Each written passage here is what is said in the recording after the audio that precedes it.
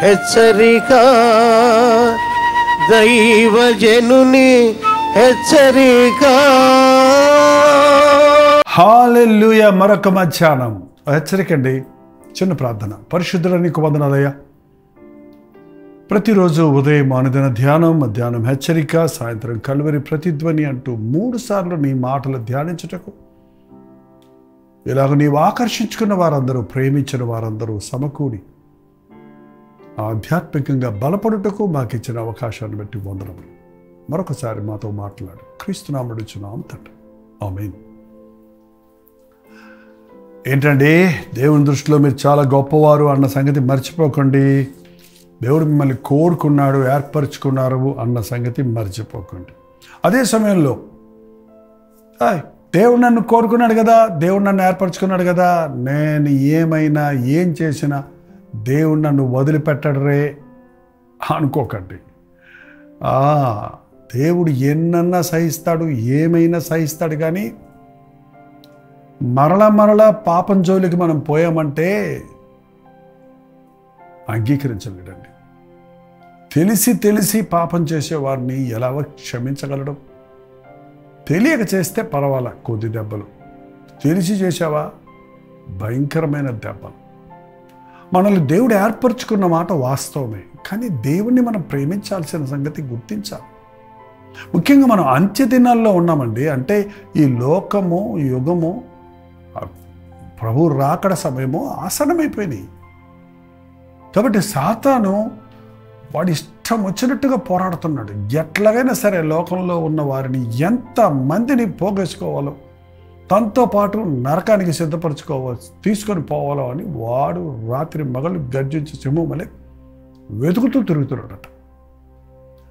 రాకడ గుర్తుల్లో ఒక గుర్తును ప్రభు అడిగినప్పుడు ప్రభు చెప్పాడు. మత్తయి సువార్త 24వ వచనంలో, 24వ అధ్యాయంలో 23వ వచనంలో ప్రభు చెప్పిన మాట వినండి. ఆ కాలమున ఎవడైనాను ఇదిగో క్రీస్తు ఇక్కడ ఉన్నాడు, అక్కడ ఉన్నాడు అని చెప్పిన ఎడల నమ్మకుడి. అబద్ధపు క్రీస్తులను, అబద్ధపు ప్రవక్తలను వచ్చి సాధ్యమైతే ఏర్పరచబడిన వారిని సహితము మోసపరుచుటకై గొప్ప సూచక క్రియలను, మహత్కార్యములను కనపరచును. అబద్ధపు క్రీస్తులు, అబద్ధ ప్రవక్తలు అంచె దినాల్లో ఎక్కువైపోతారు. వాళ్ళు యేసు నామంలోనే బోధిస్తారు, యేసు ప్రభువుని గురించే చెబుతారు. ఏంటండి, కానీ వారు అబద్ధ బోధకులు, అబద్ధ ప్రవక్తలు. కొన్ని సూచక క్రియలు చూస్తాడు, కొన్ని స్వస్థతలు, అద్భుతాలు, ఆశ్చర్యాలంటూ. సాతానుకు కూడా కొన్ని శక్తులు ఉన్నాయి. ఆ రోజు పరలోకం నుండి పడకముందు దేవుడిచ్చిన శక్తులు దేవుడు ఎప్పుడు తీసేయడండి ఎవరి దగ్గర నుంచి. కాబట్టి అంచె దినాలలో మనుషులు ఏది సాతాను శక్తి, ఏది దేవుని శక్తి, ఏది దురాత్మ, ఏది పరిశుద్ధాత్మ అని తెలుసుకోకుండా కన్ఫ్యూజన్ చేయటానికి సాతానుడు ప్రయత్నిస్తున్నాడు. మనం చూస్తున్నాం కదా, ఎంతోమంది విశ్వాసులు మోసపోతున్నారు, నష్టపోతున్నారు. ఎంతోమంది సేవకులు తప్పుదారి పడుతున్నారు. అందుకే జాగ్రత్తగా ఉండమని చెబుతున్నాడు దేవుడు. ఏర్పరచబడిన వారిని కూడా మోసపరచడానికి సాతానుడు సిద్ధంగా ఉన్నాడు. మోసపడటం అనేది, మోసపోవటం అనేది, మోసగించటం ఎంత తప్పో మోసపోవటం కూడా అంతేనండి. నేను మోసపోయాను అంటే నువ్వు దేవునితో సహవాసం లేకపోతే, దేవుని వెలుగులో నీవు ఉండకపోతే మోసపోతావు, చీకట్లో ఉంటే నష్టపోతావు. ప్రభుతో సహవాసం చేస్తున్నప్పుడు సాతాను నీ దగ్గర ఎలా రాగలడు? ప్రభువుకు నువ్వు దూరమయ్యే కొలిది సాతాను నిన్ను మభ్యపెడతాడు. ఇది నన్ను అంచె దినములలో అనేకమైన చర్చెస్ మూయబడటానికి కారణం ఏంటి? అనేకులకు ఎగతాళి చేస్తున్నారు కారణం ఏంటి? ఒకప్పుడు వారు దేవుని ప్రేమను ఎరిగిన వారే, కానీ నాగరికతను వెంబడిస్తూ, ఏదో సాకులు చెబుతూ, లోకాకర్షణలకు లొంగుతూ, సాతాను ఇచ్చే అల్పకాల పాపభోగానికి లోబడుతూ మోసపోతున్నారు, నష్టపోతున్నారు.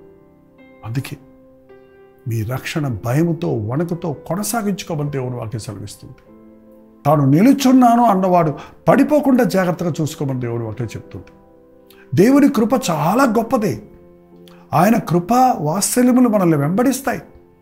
కానీ నీవు ఆయన కృపలో నుండి కూడా జారిపోతే, ఆయన కృపకు దూరమైతే, ఆయన సన్నిధికి దూరమైతే, నువ్వు సాతానుకు చేరువయ్యే కొద్ది దేవునికి దూరం అవుతున్నావన్న సంగతి గుర్తించి, నేను బాగానే ఉన్నానులే అనుకోకుండా ఏ రోజుకి ఆ రోజు ప్రభువా నేను ఎలా ఉన్నాను, నా మార్గము సరిగా ఉందా, నా ఆలోచనలు నీకు అంగీకారమైనవేనా, నా నోటి మాటలు నీకు అంగీకారమైనవేనా, నా బ్రతుకు నీ ముందు ఎలా ఉంది అని ఎప్పటికప్పుడు పరిశీలించుకుందాం.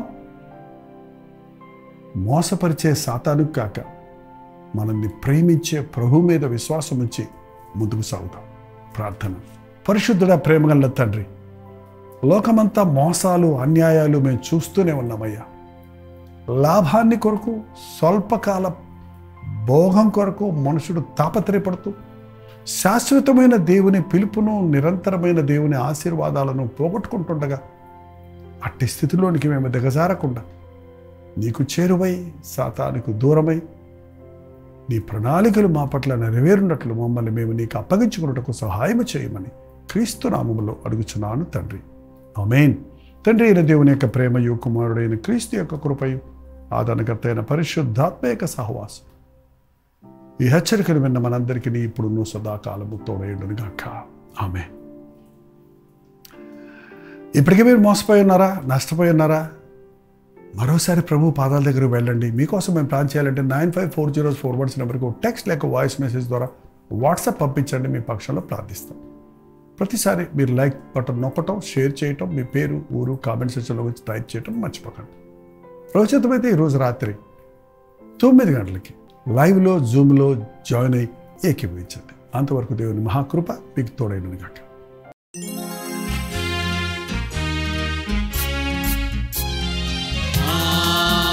హల్లెలూయా, హల్లెలూయా, హల్లెలూయా. హల్లెలూయా, హల్లెలూయా, హల్లెలూయా.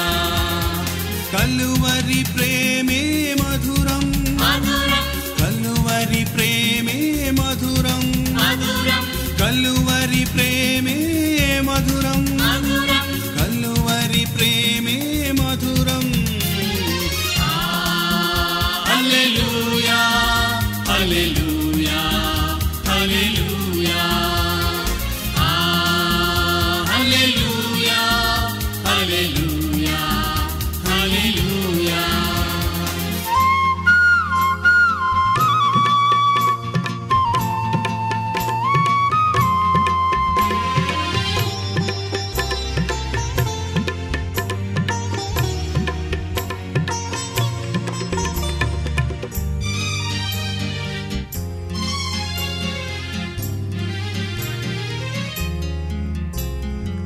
సిలువపైన విలువ త్యాగం చేసినావుగా,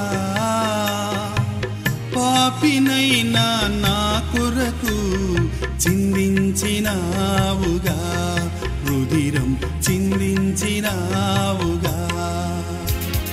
కలువరి ప్రేమే మధురం, కలువరి ప్రేమే మధురం, కలువరి ప్రేమే మధురం, కలువరి ప్రేమే మధురం.